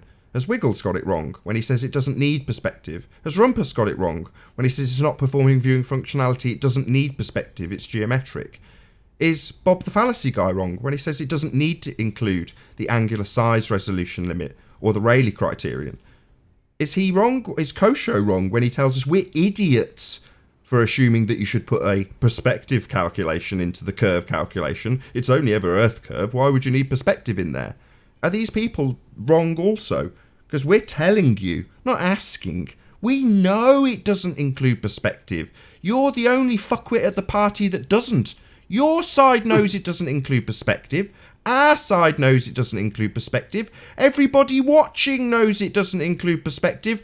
But Rory is the only Muppet who thinks it does. What a wanker. he's like the guy that showed up late to the party that thought he was cool, but definitely not cool. Sorry, Rory. What's interesting, you know that diagram that I showed you of the tides? Why wasn't it shown on a curved surface? They never are. They never are. I was just about, you took the words out of my mouth, because we're not looking at things in curved views of the world. The world doesn't curve away from us. You summed this up at the beginning of the first show. It was the very first sort of technical explanation for anything I got out of anybody when I came to Flat Earth. Rory Cooper, otherwise known as My Perspective. He just does a side-by-side graphic of a hot air balloon going up on a flat plane and going up on a ball. And the Earth drops away from you on the ball. Obviously, it's going to incrementally drop away from you until you get the view of the blue marble. So it's going to get more and more and more curvy until you see a ball below you. That's what a ball does. But you don't ever see that. You rise up and the horizon rises with you. It's as simple as that. It doesn't have the effect of a ball when you rise up in altitude. That's the bottom line. Now, the heliocentric priests like deGrasse Tyson will say, oh, well, you're not getting high enough. It's like you being an inch off a beach ball. It'll always look flat. Yeah, obviously and observably flat. But you never see it falling away ever. And it should be, calculably, it's in the calculation. You should see a curve from ground level. It might be by pixel, but that will get ever more curvy as you rise in altitude, and it does not. Yeah, what's interesting, Nate, if you just pop me on screen for 1 second, I want to talk about this, because essentially what we're looking at here is this is apparently a cross-section by the American Meteorological Society. So where is the actual Earth curve? Because all we're seeing is two humps. We're seeing a hump on one side and a hump on the other caused by the tides. We're not actually seeing Earth curvature, but we can see. You could imagine seeing obstruction because of these humps if you was on the shoreline and having to go up higher to get over that to see the distant object. So as you raise your elevation, you will be seeing over the induced hump caused by the tide. But nowhere are we seeing any kind of Earth curve in this. And one other thing is that when I've ever gone out and done my photography and got beautiful, clear line of sight of Barrow and Furness, it's always when the tides have been at an equilibrium. So either at absolute low tide or absolute high tide. So when there is no pressures of the tidal forces having an impact on the waters. In other words, forcing these humps. So when the water's at an equilibrium, the water lays flat. I mean, this reminds me of something that came up a few months back with Sly Sparkane, when he was trying to get Anthony to go lower and lower and lower. And at the same time, I was saying to you literally things like, take a stepladder up to the top of the hill at some bees, get as high as you possibly can, increase your angle as much as possible. Although those weren't the words coming out of my mouth. Now I know that's what I meant when I was trying to explain what I wanted Anthony to achieve. But simultaneously, Sly Sparkane is saying, get lower. Because he's the same. He knows what's going on. He knows there's an effective perspective, and he's trying to force Anthony into getting into that limited angle. I mean, it's just like God shining down on you as far as I'm concerned. He opened up the heavens and went, check him out on his belly. Yeah, okay, sod it, let's clear the skies. And you saw it from your belly on the beach. That model we still hold Rumpus's toes to the fire over. You're just like, that's so, it's like just beautiful. It was like the Red Pill Philosophy capture, you know, just the whole view just opens up. Everything's perfect. It lines up beautifully. There's you on your belly, and there it is in the distance. 34 miles, Isle of Man, North End. Just like, bosh. There you go, Sly. I did what you asked. And I would have never expected it. I thought it would be a total failure. But the fact that you can piss that in his face, just epic. It just shuts him up, doesn't it? But they won't even acknowledge that, though. They just completely dismiss it, and they won't even address it. What, the observation you did, or the tidal effects? You just completely ignore the observation. Sly asked me to go back and get it, so I went back and got it, and he completely ignores it. He kicked me from the hangout, didn't he? Well, can I just explain why there's a connection between what you've asked, Ranty? Well, what you're saying is this tidal effect is effectively something that could be a matter of centimetres that's in the near foreground, that's going to obscure something that's reduced in size in the distance, but that's going to be more overt as you lower your elevation, correct? Mm-hmm. Well, that's what Sly was trying to get Anthony to do. Well, get down on the beach then. If it's flat, you can see it from 34 miles away. So that's what he's trying to force Anthony to do. And it's because that is a tell. It shows me he knows exactly these effects that we are talking about. And he's trying to force Anthony into that area that you're describing, where these effects, by virtue of perspective, are going to be more prevalent and more likely to block the view. Just a couple of inches of waves would do it. Yeah, Nath, this is something that I just put together because obviously you don't want to discuss this, but I really do. I want to know the Glober's response to this atmospheric tug of war going on between the moon and the Earth, and this is how I would envisage the atmosphere being pulled towards the moon. Yeah. That's how I would. But the atmosphere has a bigger, wider gradient according to their model. You know, only the thick air but if you would be near the Earth, but there will be more gradient forward. Right, what's the line you've drawn? Into the moon. What's this line? So this is the atmosphere. Is it? Surrounding the No. Well, okay, Nathan, let's just play along for devilment's What do you mean sake, play along? right? The gas would fill the space. There's no line.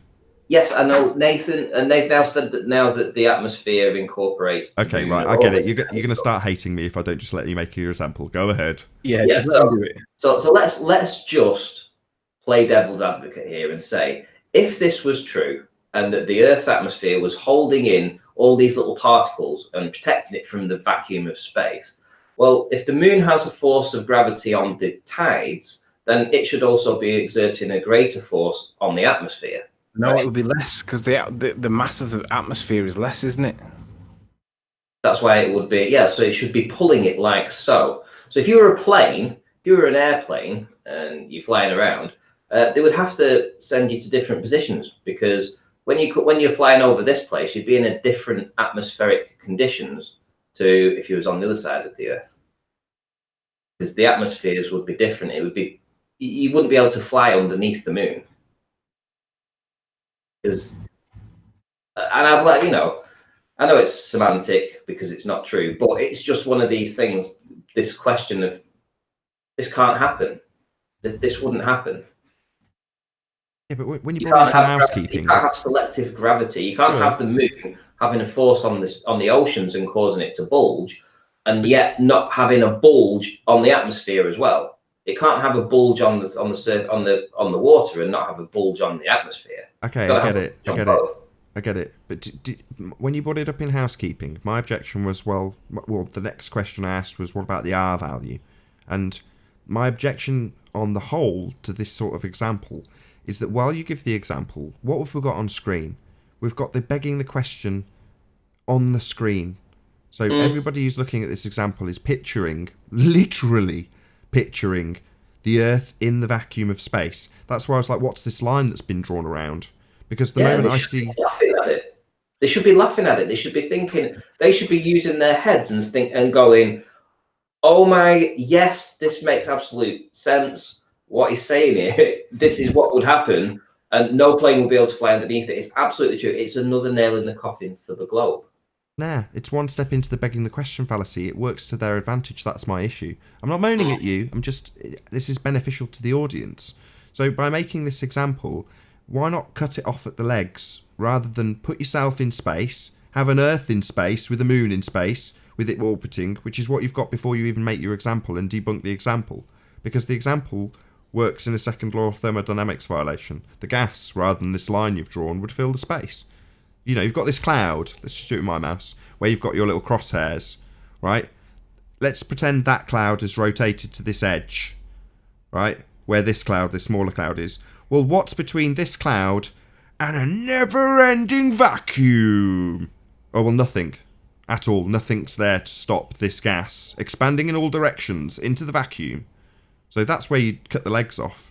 And then they say, well, no, it's blah, blah, blah to explain it gravity. And you go, well, there's no scientific evidence of that. There's no demonstrations of that. There's nothing to prove that that second law of thermodynamics violation could ever take place. And then if they get into the begging the question of this rock called the moon falling around in a circular orbit, well, they're begging the question again. They're assuming an R value. They're assuming orbits. They're assuming north and south hemisphere. They're assuming a load of things. And you just... I don't know, it makes my skin crawl, Ranty, when I see the reification on screen. And it's not you that I don't like, don't get me wrong. I'm not having a go at you. I use it for the audience because ultimately they are going to engage with a globe head in a pub. So they're going to engage with a globe head in a pub, and they're not going to be able to say that's a reification fallacy, blah, blah, blah, because they're probably not going to understand it, right? So you need to say it to them in layman's terms and say, well, if we can force the oceans to be sucked up towards the moon by its gravitational force, why doesn't it suck off the atmosphere as well? Because the atmosphere is pressing against it, Ranty. It's pushing from the inside. You've got it the opposite way around. Right, think of a bomb when a bomb explodes. The bomb is the Earth. Pushing outwards from the inside. Good example. So when an explosion happens, Ranty, the air that's of a lower pressure around the explosion before it goes off isn't sucking the explosion out of the explosive. The explosion goes off and the gas expands in all directions rapidly into the air that was around it. But the pressure differential of the lower pressure air isn't sucking the explosives out. And it's the same with the gas. So in your picture, the pressure that the gas has on the blue bit, on the blue marble, it wants to expand in all directions until it hits something and bounces off it. Well, if there's nothing to bounce off, it keeps expanding. Yes, we know that. We know that, Nathan. Second law of thermodynamics. We know that's what would happen. There's no sucking off. There's no sucking. I think Ranty's trolling. I think he gets it. Of course we get it. I think Ranty gets it. I think he's trolling. This is how you would have to explain it to your average globe head in the pub. No, you just make a sucking off joke. I know what you'd be like in a pub. More importantly, this is devastating to their argument, coupled with this from a professor who studies these type of tides. This acknowledgement here, as far as I know, has never been acknowledged by anybody before. It's definitely new to flat Earth. I agree. And a few centimeters. Sorry? I agree. I think this is brand spanking new, and with every single thing that comes on this list now, again, hope it gets retracted. Shout out to Tim Osmond for pointing out that they've only got one cause to assert, Earth curve in every single instance, even though their own side, like this dude, is happy to concede that there's other things that can cause an obstruction. Physical things. Not optical things, but physical obstructions. good day. Shout out retracted. Just have to keep piling them on. List after list after list of things that can cause things in the distance to become obscured. Because what are they going to say? Guess what their assertion would be in the face of any of these assertions, because they've only got one. I helped you out, Ranty. I answered all your rhetorical questions. You did. Earth curve. That's the only cause they have. Earth curve, and only Earth curve is the only cause ever of anything disappearing in the distance. Perspective? No. Only Earth curve. Diffraction limit? No. Only Earth curve. A bulge caused by water rising up in the foreground? No. Only Earth curve. Well, here, Nathan. Is this... Could this be... Me personally, I do understand... I'm sorry, Ranty. Go ahead. Could this be misinterpreted for Earth curve? That's all they do. They've hijacked all of these things. They can only call any of these effects ever Earth curve. Go on, Chucky, you were saying. Now, I was saying that I could see both points. Like, I get why Nathan doesn't want you begging the question, you know, giving them space and gravity and all this nonsense. I get that completely. Like, if we're debating somebody and going back and forth, yeah, shut it down. Space doesn't exist. That's that.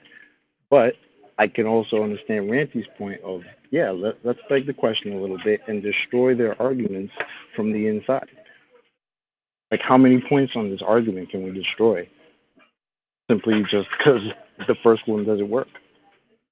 You know what I mean? It's yin and yang. So I get why Nathan, I get why you don't like it, but sometimes I get why, you know, Ranty wants to do it, because, you know, it is kind of fun. Go it's in there and striking a just balance. destroy all the arguments point by point. It's striking a balance, though, isn't it? It's striking a balance between just letting everything slide and pointing out that we're into, or in that instance, 3 steps into a begging the question fallacy. We're assuming R, we're assuming orbits, we're assuming that pressure can exist next to a vacuum. Well, you know, I'm not going to stop Ranty doing it, but I am going to point all of them out. It's just, hopefully there's a sort of an unwritten rule, or whatever it is, an unspoken truth that we all understand, that when this happens, I'm not having a go at Ranty. I'm just highlighting it for the audience's benefit. And it might seem like I'm trying to stonewall Ranty making his begging the question example. And he knows it, I know it, but the audience might not.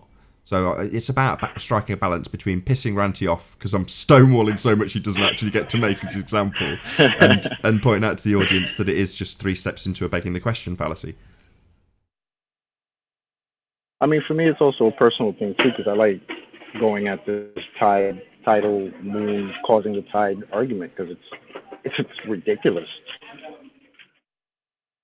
Yeah, that's why I sort of agree. Because at the end of the day, it is a debate, and Nathan doesn't really want it to be a debate. No, it's a dictatorship in Nathan's language. He thinks debate means dictatorship. Well, in reality, I know there is no debate.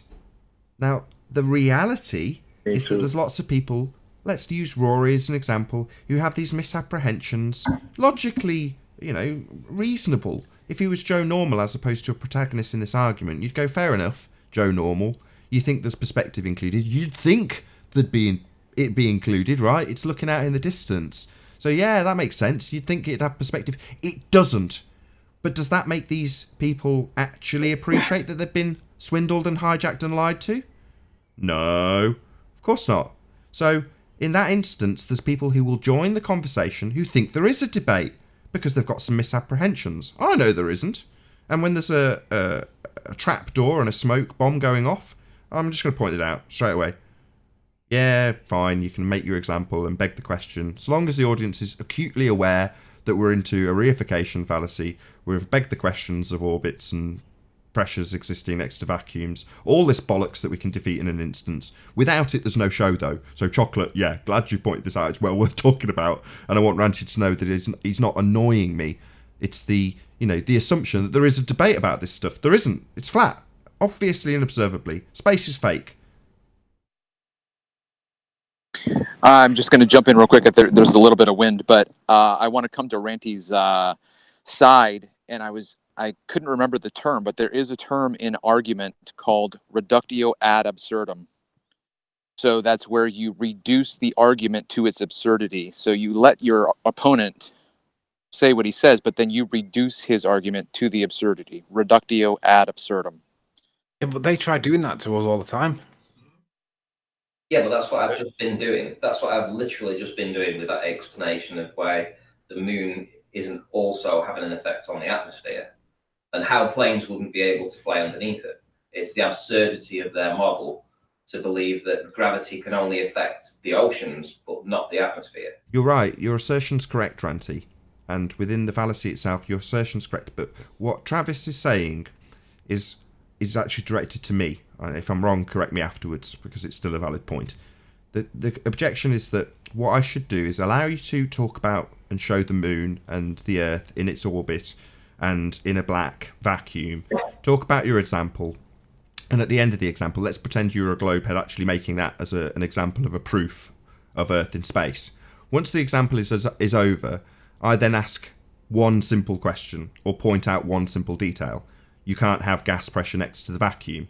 And then it reduces the entire argument to absurdity in one statement.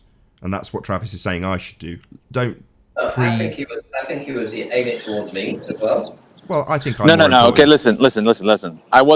I was simply stating it as an argumentative approach. It's something that could be done. So no, I'm not trying to say, Nathan, no, you've got your forte, you do it. All I was saying was that the approach that Ranty was taking was an approach that reminded me of reductio ad absurdum. That's all. Oh, okay, I take it back. I'm not the centre of the universe.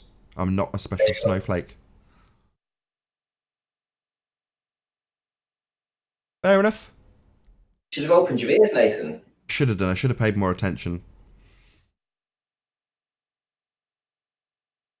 I was wrong. You haven't done that and said that on the airwaves, have you? For at least 2 weeks, yeah. Don't you think it's interesting, though, that Rumpus and Co. are not calling out Rory and telling Rory he's wrong publicly the way they always claim they do? No, because Like they you just say, assist they're their holding argument, don't each they? other's willies. That's it. They hold each other's willies. It's the best phrase in the world. Because everybody gets immediately what I mean by it. That's just too funny. I don't think it's offensive either. Does anybody think it's offensive?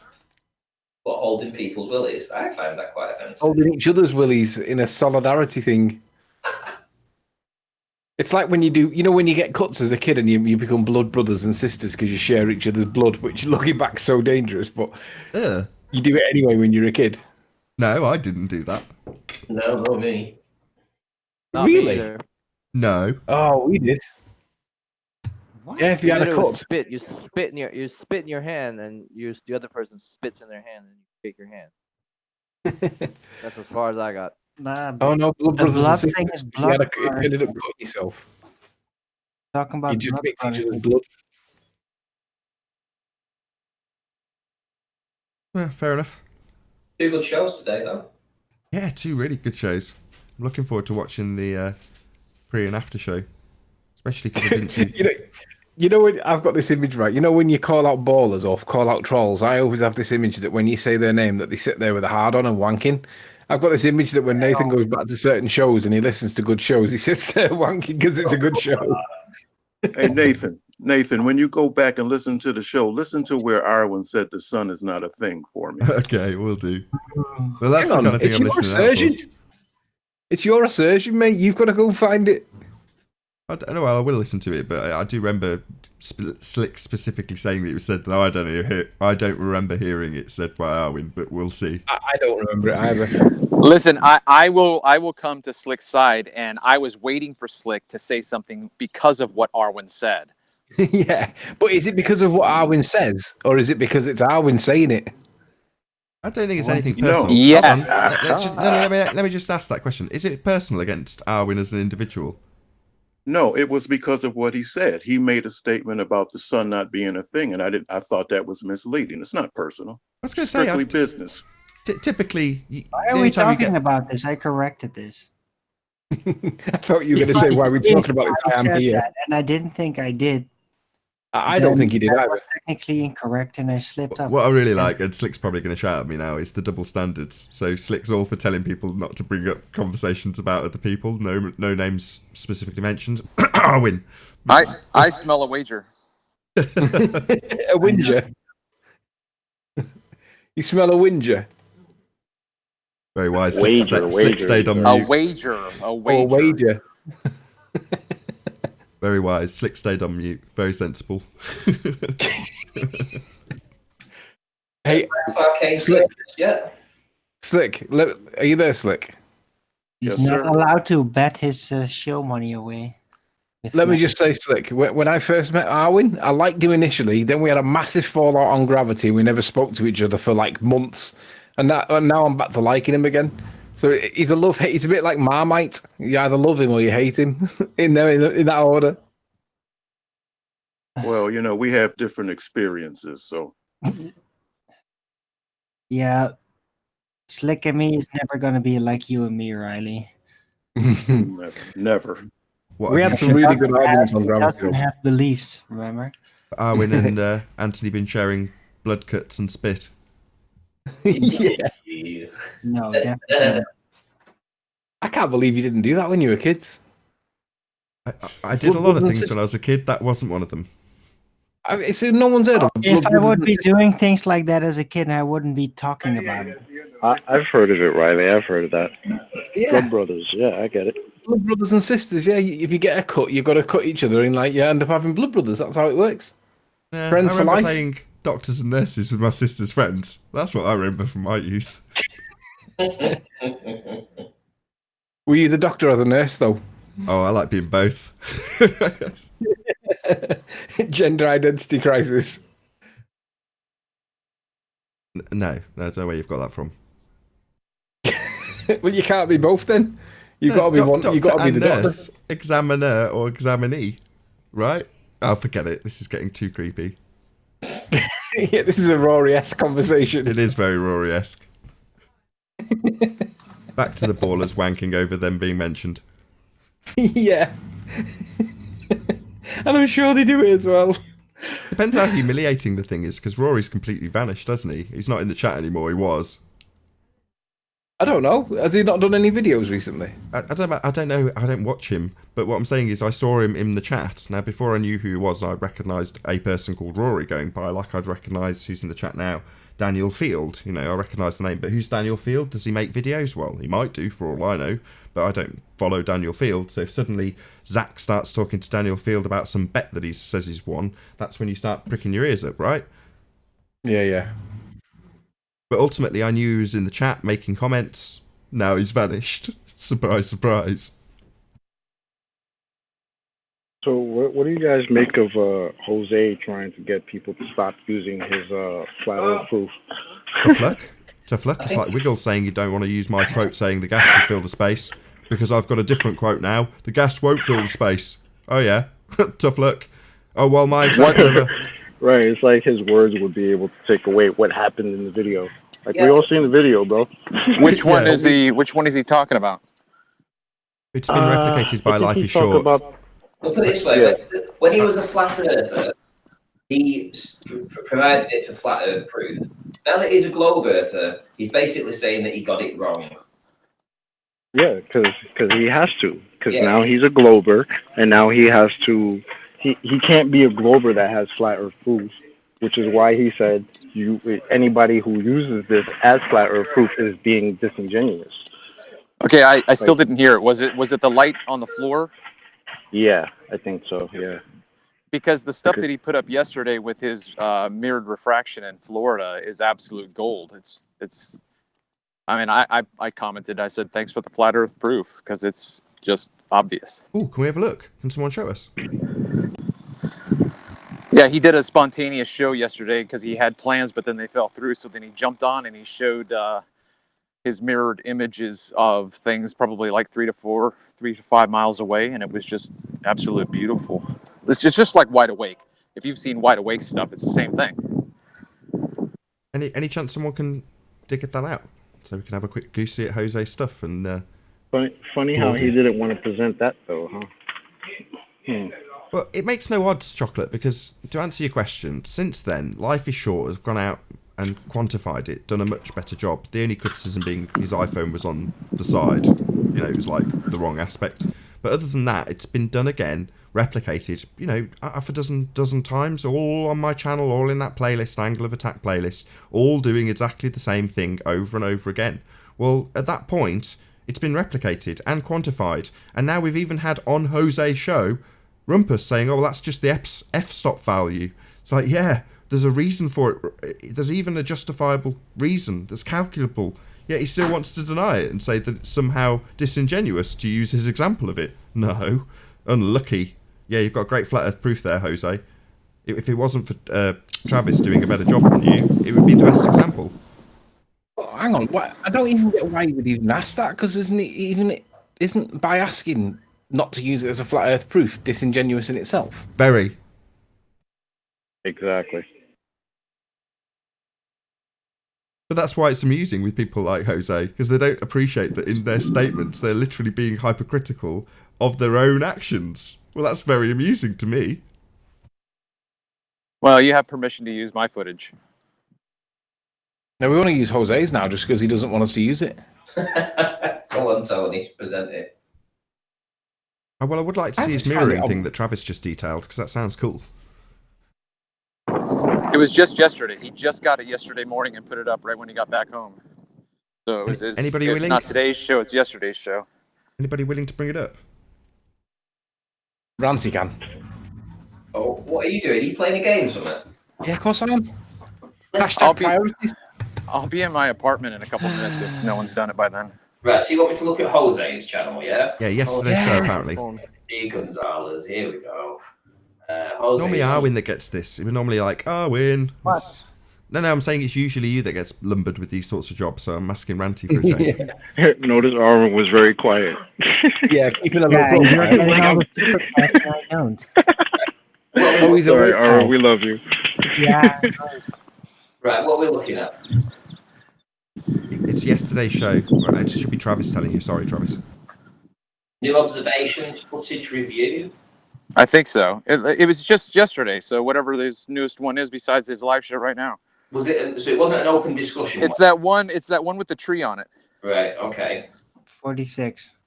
And I think he's got some chit chat or whatever. You can slide the timeline up a little until you get the video. No, I mean. Yeah, I wouldn't do any audio. He could copyright strike you. Yeah, that's okay. I'll only play it in such a way that he won't be able to. We're discussing it, so this is absolutely fair use, and we're not simply cutting out and playing a section of his video with his audio. We're putting sections of it on screen and discussing it. Very different. Because it is boat we're looking at or something. What are we supposed to be seeing here? You make it full screen? Well, it's not anything that he says outright. You have to watch the whole video. You just see the layering. You've got the horizon line where the water ends, and then you've got the extension like that, right there. Well, like okay, so where's the ocean underneath it? I see sky being mirrored down on this. I see it being loomed up by a process of the sky being miraged over the water. That's what I see. And you can see that because we've got these dots over here. They're a mirror reflection. The Rumpus is talking over on Jose's live right now. Is he really? I bet he is. Yeah. Should we go in there and hijack his hangout? Right, look at this. What's going on here? That would be funny. What you're seeing is the horizon for that boat is obviously apparently higher than what appears to be the horizon if you were zoomed out or had insufficient zoom to see what was actually occurring. Now, beyond that boat, the horizon continues. The atmospheric conditions aren't good enough to see beyond it, but it does continue beyond that boat. There is stuff beyond that boat. Definitely. Right, but it appears that that's where the horizon is, and because it's... Yeah, but look what's happening. That's reflecting the sky above it. That's just a usual inferior mirage. Right. Yeah. But it's also hiding the ocean, which is important. That's right. Well, so I if can you, make got it your, if you got your drone and rose up in elevation, you'd go behind that and you would see where the water line meets the boat, and then you'd probably see the horizon again by changing your elevation. Not looking behind the curve, just opening up the angle. Exactly. Precisely. Well put. Very concise, Anthony. Where's the curve? It looks like the whole boat's an inch. Oh, I can smell Just get mushrooms. some good images though. Kudos to shout out to Jose because he does do. He's at least out there with his camera, right? Good on you. Yeah, and he's a likable guy. He's done with a box of matches, but he's a nice enough guy that you can turn your eyes past that because you realise he's not There being you go. dishonest. Sorry, Anthony. Perfect. Exactly. Oh, this is ace. So there you go.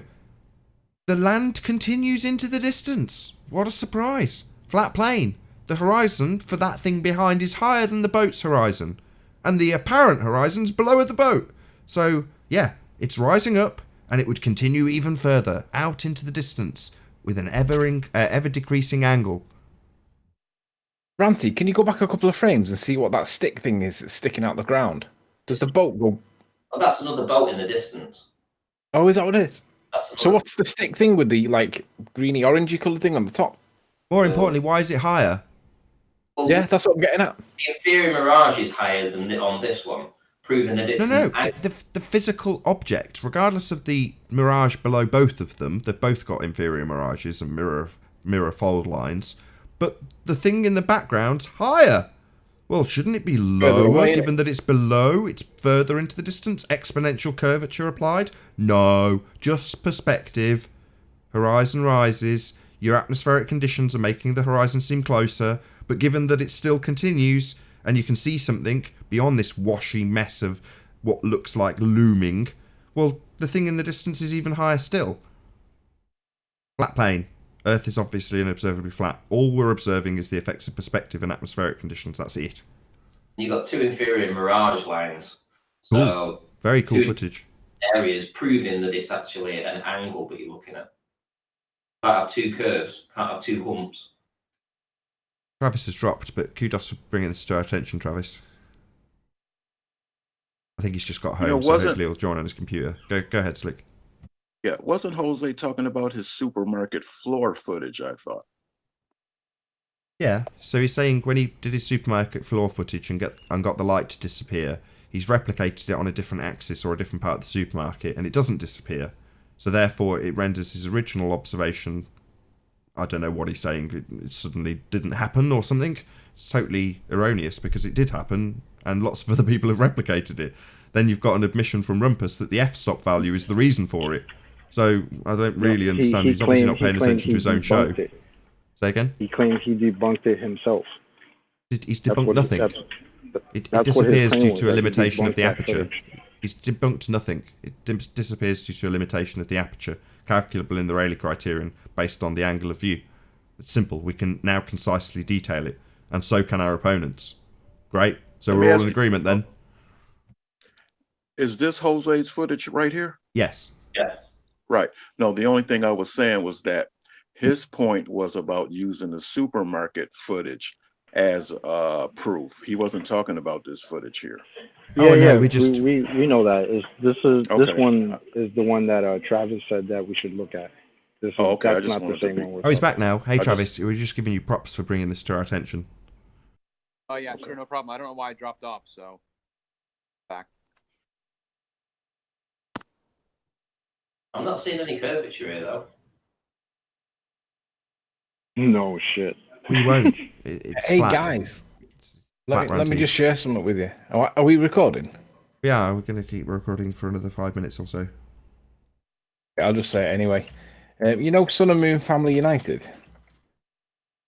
Yes. Samfu. Can somebody just clarify for me? Just go and look for her channel and just tell me if you can find it. It appears that it's missing. Sun and Moon Group 2. Maybe she's... No. Oh, this is ace. Look at this. Look at this wave that this boat generates, blocking out 2/3 of the boat behind on a flat surface. I mean, this is incredibly flat water. Nice perspective example. Yeah, definitely. Let's try and go back to just a few. Hey, Tony, it came up right away for me. First selection. How many subs has she got on it? Cool, Ranty, cool. It says 629. Right. The channel that I'm referring to is the one that had about 7,000 subs. Let's have that again, Ranty. I typed "and" as a word. I didn't do the ampersand. Yeah, it's the same thing. Ready? Yeah. It's amazing. So that little bit of wash, well, that's akin to having slightly bigger waves. And it blocked off that boat in the distance. What's that you say, Globehead? That could only be Earth curve. Yeah, we know. You got a fundy single assertion one-trick pony. Only Earth curve? No. Perspective. We've actually got that diffraction area as well on the, you know, I call it the fake waves. So we'll actually see it. You see this area here. This can't distinguish between one and the other. Yeah. This is great. You literally, it can't distinguish between whether it's part of the water or part of the sky. I'm going to do you a little shout out, Ranty. So, Ranty did his live stream yesterday moaning because he hasn't got very many Patreons. He can't afford to do the fuel to do his observations. So, he's hoping for a bit more support. So, Ranty, if when you watch this on the re-up, this one will go out at about 10 o'clock, smash your Patreon link when you hear this, and hopefully you'll get a few Patrons. But what I will say is, oh, look at that! What could we call that? Crocodile boat? Yeah, that's ace, isn't it? That's wicked. Isn't that interesting? Well, you don't need any of your footage. You can just analyse other people's like this. This is epic. This is still Jose's. This is his I was thinking Randy yesterday after we got off is like, you may not have the money and time to go out, but you could do a lot of analyzation like this, like that's analyzing this. You definitely could do that on your spare time. I've been doing a lot of it. It's definitely it's a lot of processing. There's a lot of work that you have to do just doing even this, you know. Especially when, you know, I'm trying to start over with the missus, you know, in this house and stuff. I can't sit up here all the time and just say, oh, I'm just up here, just messing around. Okay. Right, guys, I'm going for my tea. I shall catch you guys later. Check out Sun and Moon Family United. It's gone. Really? Come to think of it, I have noticed I don't get notifications from them anymore. I don't know when it's gone. I just know that it has gone. That 6,500 sub channel no longer exists, apparently. Right, catch us later, guys. Enjoy the United City game. So Liverpool might actually win it this year. Woo! Yeah, that's going to be my opportunity to round out. So I'll say the same to all of you as well. A massive, huge, enormous thank you to all of today's debating panel for making this after show possible. And of course, a massive thank you to all of you in the premiering stream for tuning in, hopefully smashing the super chat, liking, commenting, subscribing, all that good stuff. If you need something to keep you occupied after this premiering stream is over, then go to nathanoakley.com and check out the Flat Earth Debate Forum to keep up to date with the community debate. I've been Nathan Oakley, and I'll see you all in the next video. Oh, what a day! What a lovely day!